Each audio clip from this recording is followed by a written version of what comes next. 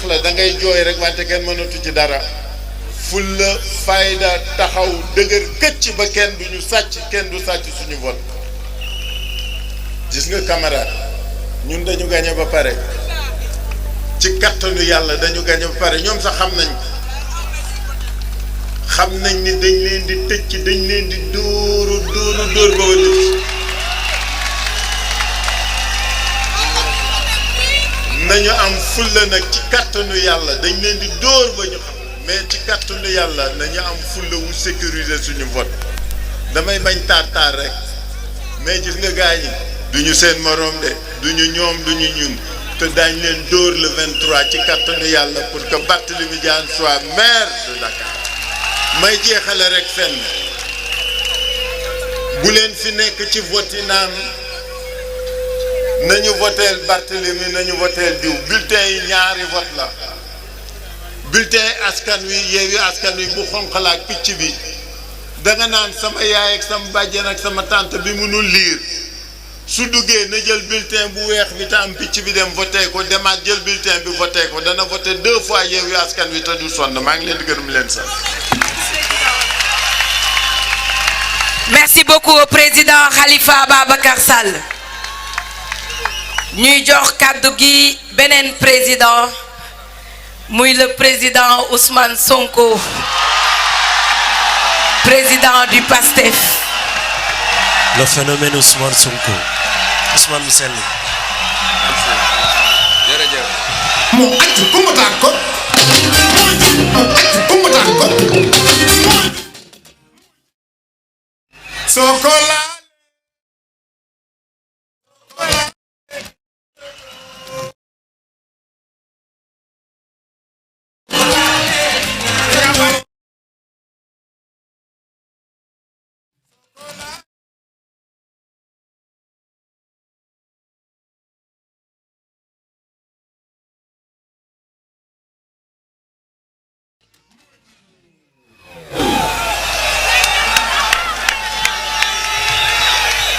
Merci beaucoup.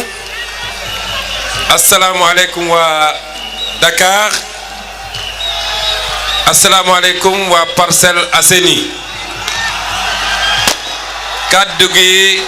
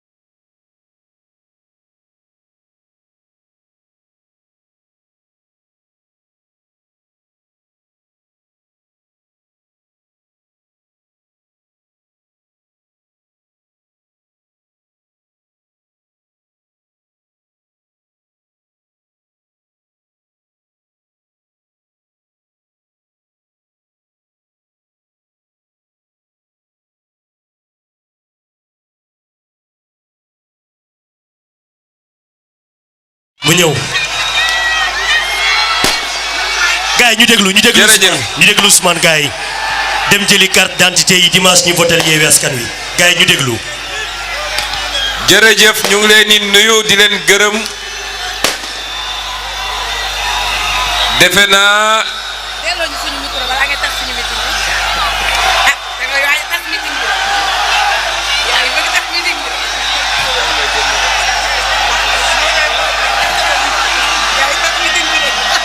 Soko laale.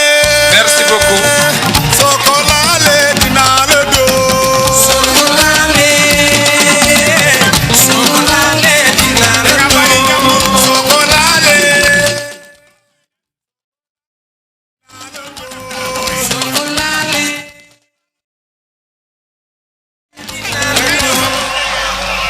jërëjëf ñu ngi leen di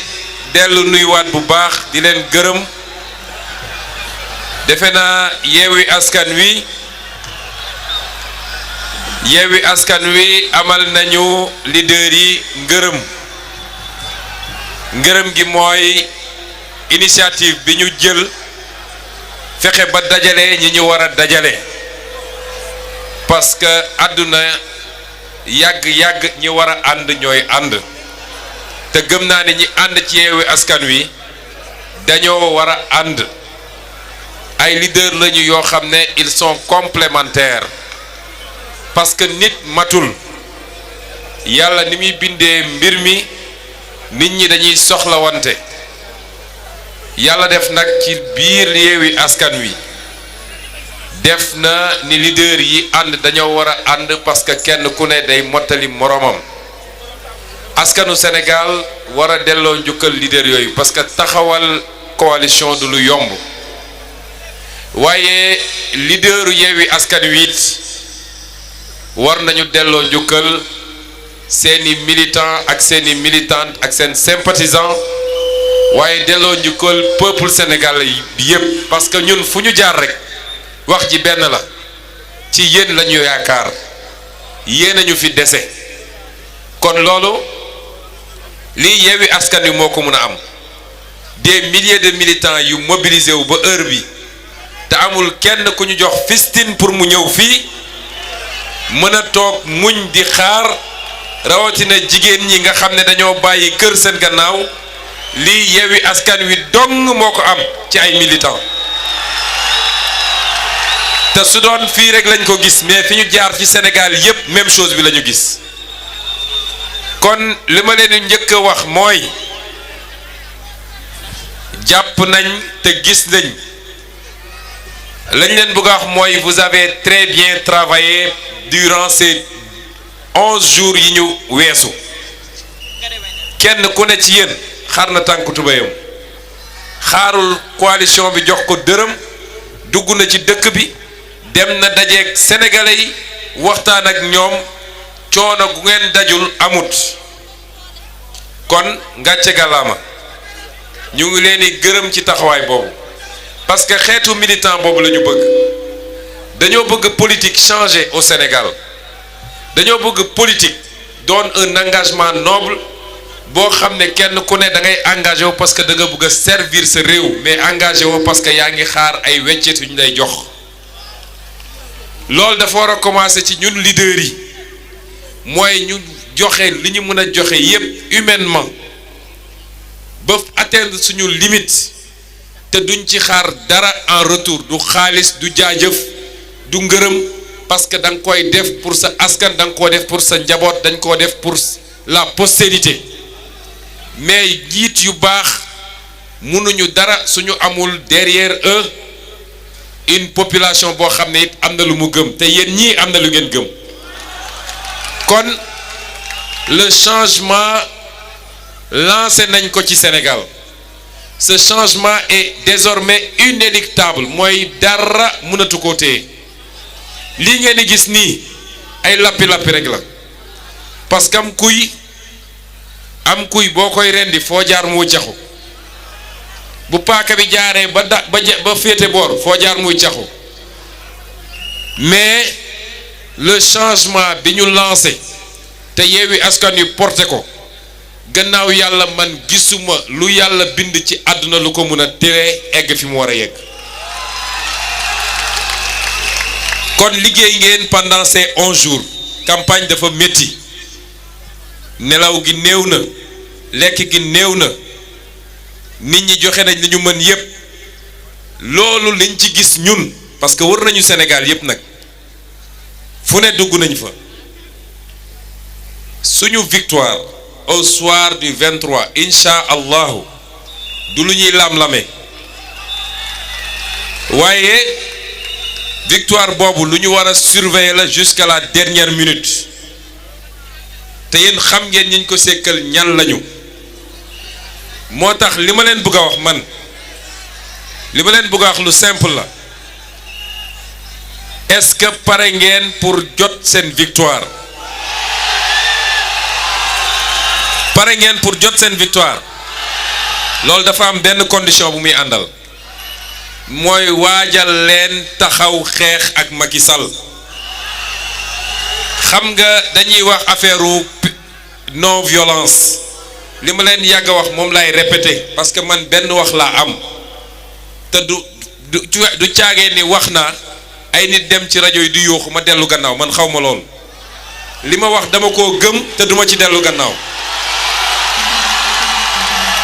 dama leen ne kuy woote jàmm ñoo la ci jiitu ndax àdduna du dox ba ngeen dégg ni Yewwi Askan Wi song na loolu du musa am àdduna du dox ba ngeen dégg ni ñun dem nañu song te pourtant ñun xam nañ ni ñii ñun ñoo leen mën fuuf parce que la jeunesse est avec nous duñu sax seen morom ñoom sooy def sa caravane nee naa waxuma fii de à travers tout le Sénégal foo romb gis seeni nit waaye booy romb ci caravane seeni nit ñooy fàq ñëw di la tàccu parce que 2000 yi ñuy joxe moo tax nit ñi di dem foofu kon su dee jaay violence rek ñoom xam nañ ni mënuñ ñu waaye àdduna du dox ba ñu njëkk a songu li ma leen waxoon keroog nag ci meeting d'investiture Barthélémy Dias bi fële laay waxaat man duma wax kenn demal toog di xoole ñu lay duma ku leen dóor fayul leen parce que loolu moo koy régler gis nga charte de la non violence xam nga mooy lan mooy ñu dem ba ni ñu tuddee équilibre de la terreur liy régler problème bi mooy ñu dem ba Macky Sall xam ni su dóoree ñu fayu loolu rek moo koy régler waaye ay signé fii ay nangam loolu réglé wul problème bi kon pare leen pour sécuriser les résultats de votre victoire de votre vote parce que li ñu daj yi yépp ci fan yii li ñu daj balaa fan yi ci investiture yi mënuñoo nangu ñëw ba ci cappaandaw ba ñu war a ne nag wiiw am na ñu ne li ëpp ci mairie yi am solo yi Yewwi Askan Wi gañe na ko mu commencé nag ci Ndakaaru gii ndax mooy la maire des mairies ñu war a seetaan nag ba ñu ne Macky Sall foqati na suñu victoire loolu kon ñun ñàkk nañu fulla ñàkk nañu fayda est-ce que ñàkk ngeen fulla kon vote bi dañ ko war a sécuriser li Khalifa Sall wax léegi moo ci am solo man dama yàgg a wax ni man gëwma ay élection bu ñuy sàcc ci ay fichier mën nañu am marge ci fichier bi waaye un peuple déterminé pour le changement dara mënu ko téye changement faw mu am bureau de vote yi ñun ñooy nekk ci biir yéen ñi yéenay nekk ci biir citoyen mooy dugg sànni kartam ngoon ñu compter carte yi signé PV li ñu wax nag yéen a war a sécuriser Khalifa wax na ko léegi xam nga ñun bi ñuy nekk xale suñ daan def meew dañ daan def meew waaye dañ doon wax ni dañuy cotiser pour jënd des pots de lait lañ daan wax nag mooy suñu cotiser ba noppi mu am ñu bañ a cotiser bu dee Ziguinchor dañ naan cotise pas bois pas yërëndu daatee nag na ngeen ko laaj soose yi du ma ko wax fii parce que dañ naan wax naa lu garaaw noonu lañ koy defee ci koñ yi dégg naa am na ñu ñu yóbbuwoon fële Sikicoor jële leen xaw ma fan ñu dem ne dañuy bindu su dee waa Dakar lañu wala waa Diourbel wala waa Kaolack na le seen mbokk tee parce que bis bu ñu fa ñëwee yërëndu daatee loolu moom jël nañ suñuy matuwaay ku bokkul ci koñ bi munul fal meeru koñ bi munoo bañ a dëkk ci quartier wala ci mairie ne may fal maire ba kon message bi loolu la Macky Sall waruñoo ëpp fulla saaxe na fi référendum ñu bàyyi mu jàll mu sàcc fi élection législative ñu bàyyi mu jàll mu sàcc présidentielle mu bàyyi mu jàll bu dee bëgg nañ ko fee jëlee 2024 bu ñu sàggan ba mu sàcc élection 2022 loolu moom mooy premier message bi ñaareel bi nag ngeen may ma leeral lu ndaw ndax ñun dañ koo séq ak ñoo xam ne du xam-xam du programme du vision amul dara lu ñuy présenter le peuple seen politique ñaar la fay ay nit ñu nekk ci presse bi di sosal nit ñi suba ak ngoon guddeeg bëccëg fen nañoo fen ba kenn xamatul luñ doon. ñaareel bi ci seen politique mooy sàcc alalu réew mi yaakaar ni mun nañu jënd sénégalais yi. dama ne képp ku ñu ne fonctionnaire la fonctionnaire nag du rekk ki nga xam ne dafa def concours nekk fonctionnaire képp kuy exercer une responsabilité publique ministre nga député nga directeur général nga ak lu munti doon bu ñëwee di politique génne ay millions wala ay milliards di ko joxe ab sàcc la man maa ko wax c'est un voleur. Sénégalais yi nag dafa jot ñu récupérer leur capacité d'indignation parce que naka la ay simple fonctionnaire mu ne ñëw ci ay quartier génne xaalis bu dul jeex yor seeni mallette naan dañ koy distribuer nit ñi Sénégalais yi loolu daf leen war a dañ ils doivent se poser des questions xaalis boobu waroon créer des emplois pour vous les jeunes xaalis boobu waroon tabax les hôpitaux waroon éclairer espace bi ñu nekk xaalis boobu waroon régler problème ndox mi moom la ñuy sàcc naan dañ koy politiquer ba pare ne kenn du ko wax nag bu soobee yàlla dinañ ko wax dinañ ko waxaat c'est des voleurs man maa ko wax te nag li gën a garaaw mooy seen baay Macky Sall moo leen naan sàcc leen ndax moo leen naan je vous ai nommé à des postes pour ngeen dem gañeel ma loolu mooy sàccal xaalis bi kon sénégalais yi dañ leen ñaan na ngeen yeewu parce que nee ngeen nañ leen yeewi ki nga yeewi nag mooy ki d'accord ni moom dafa war a yeewi dafa war a yeewu pour yeewi ko nit ñi ñëw à la veille des élections yor xaalis di leen ko jox ñooñu ñooy seen noonu ñooñu ñoo leen teg coono yi ngeen di dund ñooñu ñoo tax mënu leen génn ci situation yi ngeen di dund kon sénégalais yi la ñuy lancer appel ñooñu bu ngeen leen tànnee tànn ngeen ay sàcc bu ngeen leen bàyyi ngeen ay sàcc balaa may dee nag ñun nga xam ne ci yéen la ñu yaakaar woote ne képp ku ñu bëgg na joxe téeméeram ñu naan ay financement occulte ba naan dañuy tas coalition bi ñu ngi leen di xaar xam naa ni Antoine Diome moom dafa rep defe naa dafa rep kon lii nañ ci góorgóorlu changement bi ñu bëgg 2024 ça commence le 23 janvier 2022 à 18h à 18h war nañu commencer compter fu ñu lim ne Yewwi Askan Wi gagné na commune boobu kon loolu mooy le challenge te liggéey ngeen lu leen ko may li ci des mooy ngeen am fulla am fayda ba Macky Sall bu mu ko foqati suñu loxo ma daaneele nag sama wax ci nii ñu ngi jéggalu ñëpp parce que ñëpp bëggoon nañu ñu dem seen commune Déthié wax na ko léegi waaye def nañu tout ce qui était humainement possible daw nañoo daw fu ne dugg nañu fa la ñu mënoon def nañ ko kon ku ñu jaarul sa commune rek na nga comprendre ni dañ ko mënul moo tax defuñu ko parce que ñun ñoo gën a bëgg a gañe képp ku bëgg a gañe fii ci Sénégal waaye ay nit kese lañu 14 jours de campagne dafa gàtt il y a 552 communes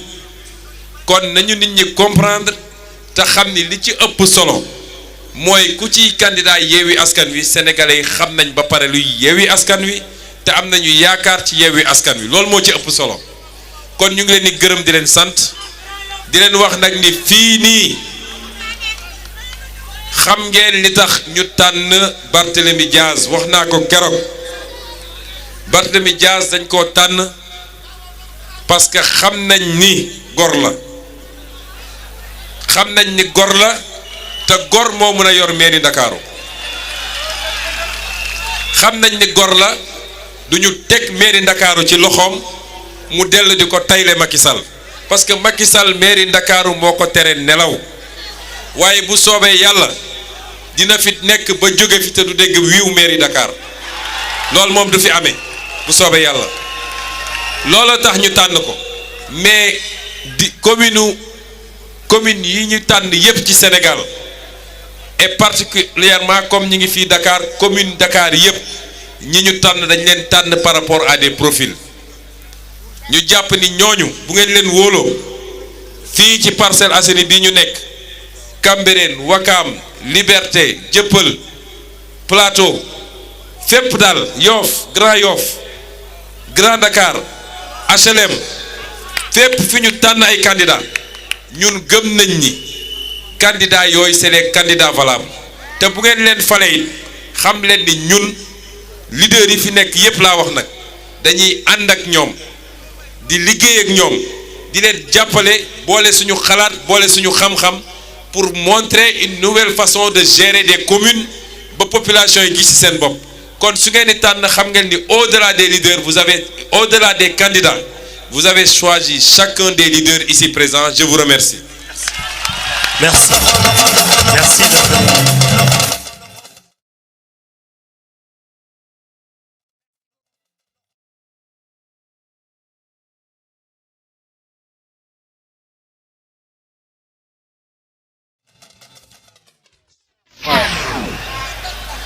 Merci beaucoup au président Ousmane Sonko. Balaa ñuy continuer damay laajte rek téléphone bi kan moo ko moom.